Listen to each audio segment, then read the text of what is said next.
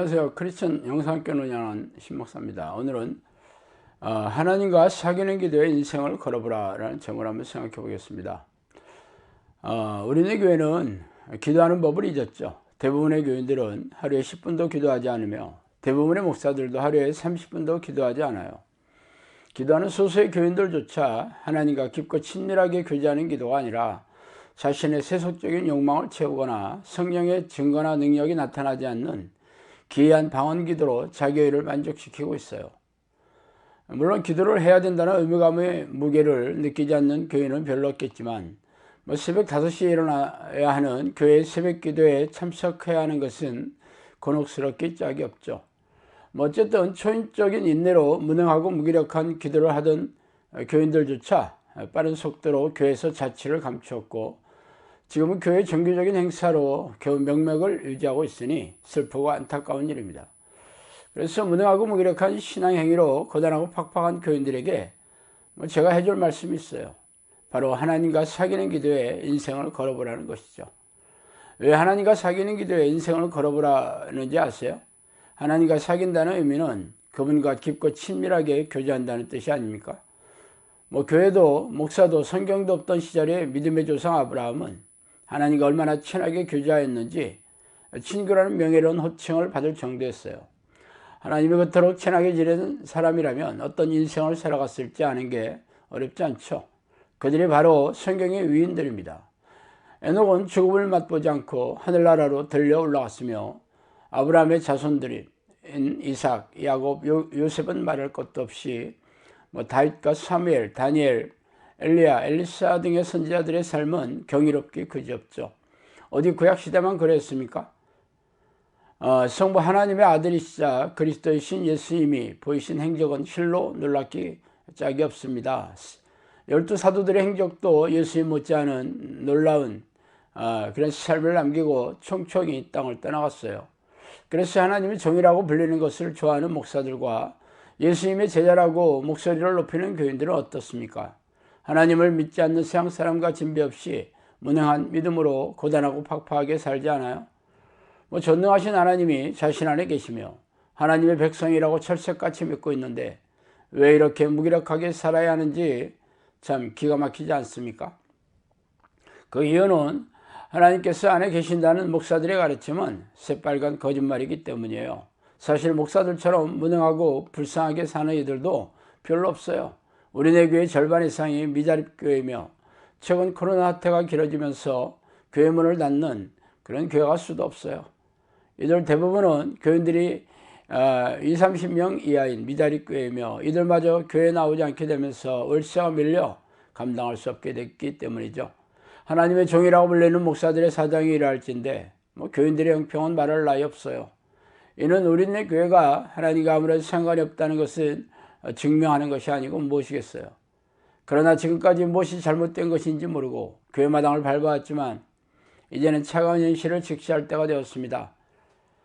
앞으로 시간이 지나 코로나가 잠잠해질 무렵이면 교회가 반토막이 되고 허다한 교인들이 믿음이 식어져서 하나님을 떠나 유리하고 방황하게 될 것이 불보듯 환하기 때문이에요. 그래서 제가 그동안 20여 년 동안 해오고 있는 하나님과 교제하는 기도를 해보라고 권면드리는 것입니다. 하나님과 교제하는 기도는 제가 고안한 특별한 기도 방식을 말하는 게 아니에요. 성경에 명령하신 기도이며 말씀을 따라 성경의 위인들도 해왔던 기도입니다. 아브라함이 애굽에서 그와 그의 아내와 모든 소유와 롯과 함께 네겝으로 올라가니 아브라함에게 가축과 은과 금이 풍부하였더라. 그가 네겝에서부터 길을 떠나 베델에 이르며 베델과 아이 사이 곧 전에 장막 쳤던 곳에 이르니 그가 처음으로 제단을 쌓은 곳이라. 그가 거기서 여호와의 이름을 불렀더라. 창세기 13장 1절 4절이죠. 아브라함이 하나님의 이름을 부른다는 의미는 창조주이신 하나님을 인정하고 자신에게 찾아와서 죄인이 되어 달라는 의미의 기도입니다. 즉 날마다 하나님의 이름을 부르면서 그분을 하나님으로 인정하고 살겠다는 결심을 행동으로 옮긴 표현이죠. 그래서 하나님을 만나고 깊고 친밀하게 살려면 당연히 하나님의 이름을 부르며 찾는 기도의 습관을 들여야 하는 것은 당연합니다. 그러나 내가 거기서 내 하나님 여호와를 찾게 되리니 만일 마음을 다하고 뜻을 다하여 그를 찾으면 만나리라. 신명기 4장 29절이에요. 너희가 온 마음으로 나를 구하면 나를 찾을 것이요 나를 만나리라. 에레미야 29장 13절입니다. 이처럼 성경 곳곳에서는 마음을 쏟아붓고 하나님을 찾는 자들을 만나주신다고 약속하셨어요. 그러나 우리네 교회에서는 성경에 도배하다시피 하는 말씀들을 뭉개고 3분짜리 영적 기도에 아멘 하기만 하면 성령 하나님이 자동적으로 들어오신다고 가르치고 있으니 기가 막힌 일입니다. 이는 미호교형이 우리네 목사와 교인들을 속이는데 성공했기 때문이에요. 그렇다면 구체적으로 마음을 다하고 뜻을 다하여 하나님을 찾는 기도는 어떻게 하는지 살펴봅시다. 쉬지 말고 기도하라. 이것이 그리스도 예수 안에서 너희를 향하신 하나님의 뜻이니라. 데살로니가전서 5장 17, 18절이죠. 이러므로 너희는 장차 올 이 모든 일을 능히 피하고 인자 앞에 서도록 항상 기도하고 깨어있으라 하시니라. 누가복음 21장 36절입니다. 예수님과 사도 바울이 명령하신 기도 방식은 항상 그리고 쉬지 않고 기도하는 것이에요. 그래서 이런 기도를 하는 사람들에게 성령이 찾아오셔서 친밀하게 교제하는 삶을 살게 되는 것입니다. 제가 20여 년 전에 이 말씀을 붙들고 기도하면서 성령께서 찾아오셨으며 지금까지 1000번이 넘는 기적과 이적을 경험하였고 성령의 명령과 인도하심으로 충재 한적한 시골에 영상학교를 열고 귀신을 쫓아내며 정신질환과 고질병을 치유하고 삶을 회복시키며 사역을 통해 기적을 드러낸 이들도 수백 명에 이릅니다. 그러므로 당신도 하나님과 깊고 친밀한 교제를 하면서 경이로운 삶을 살고 싶다면 성령이 내주하는 기도의 습관을 들이세요. 그동안 수십 년 동안 교회 예배의식에 참석하고 희생적인 신앙생활을 하면서 종교적인 사람으로 교회 마당을 밟으며 인생과 지갑을 탈탈 털린 것을 이제 그만둘 때가 되지 않았어요.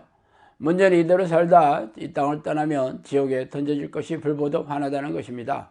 예수님의 명령과 하나님의 뜻을 경멸하고 멸시한 죄가 결코 가볍지 않기 때문이죠. 자, 오늘은 여기까지 하겠습니다. 감사합니다.